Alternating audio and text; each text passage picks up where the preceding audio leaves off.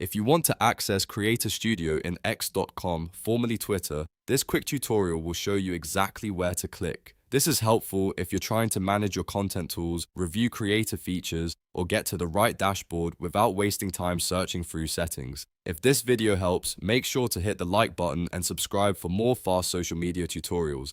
Now let's get straight into it. First, open X.com and log into your account. Once you're on the main dashboard, look at the left-hand navigation bar. If you don't immediately see Creator Studio, click on More from the left navigation menu. A new list of additional options will appear. From there, simply click Creator Studio. That's it.